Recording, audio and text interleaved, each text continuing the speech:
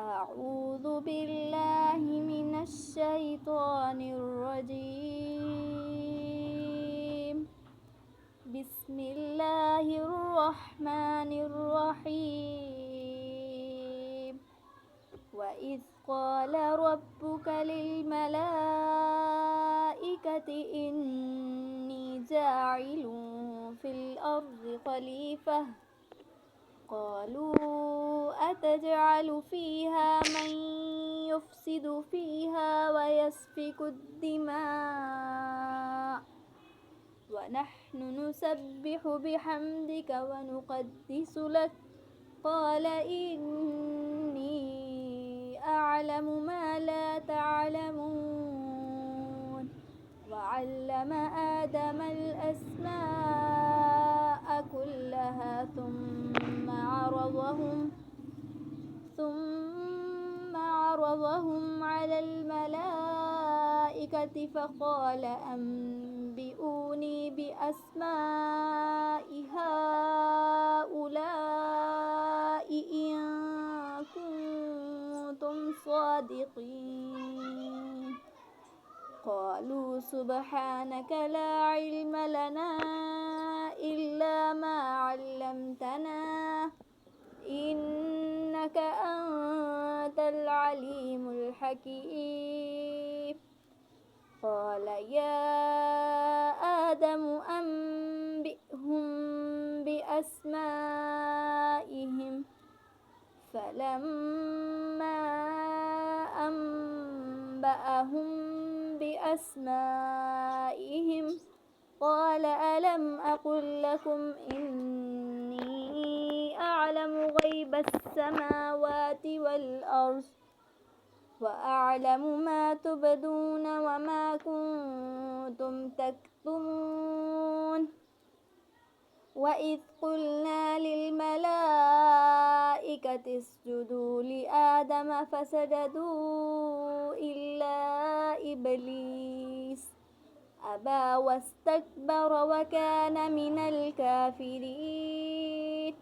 وقلنا يا آدم اسكن أنت وزوجك الجنة وكلا منها رغدا حيث شئتما ولا تقربا هذه الشجرة فتكونا من الظالمين.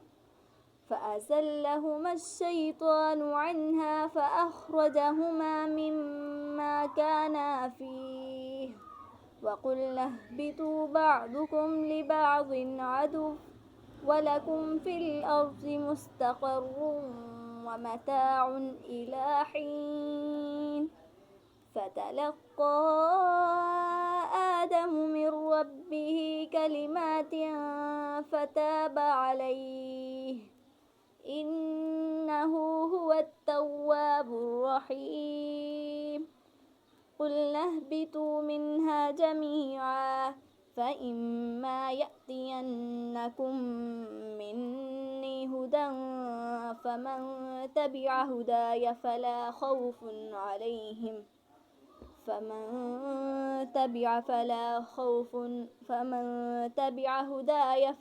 خوف عليهم ولا هم يحزنون. والذين كفروا وكذبوا بآياتنا أولئك أصحاب النار هم فيها خالدون. يا بني إسرائيل اذكروا نعمتي التي أنعمت عليكم وأوفوا بعهدي أوف بعهدكم وإياي فارهبون. وآمنوا بما أنزلت مصدقا لما معكم ولا تكونوا أول كافر به ولا تشتروا بآياتي ثمنا قليلا وإياي فاتقون. ولا تلبسوا الحق بالباطل وتكتموا الحق وأنتم تعلمون. وأقيموا الصلاة وآتوا الزكاة واركعوا مع الراكعين أتأمرون الناس بالبر وتنسون أنفسكم وأنتم تتلون الكتاب أفلا تعقلون واستعينوا بالصبر والصلاة وإنها لكبيرة إلا على الخاشعين الذين يظنون أنهم ملاقو ربهم وأنهم إليه راجعون يا بني إسرائيل اذكروا نعمتي التي أنعمت عليكم وأني فضلتكم على العالمين واتقوا يوما لا تجزي نفس عن نفس شيئا ولا يقبل منها شفاعة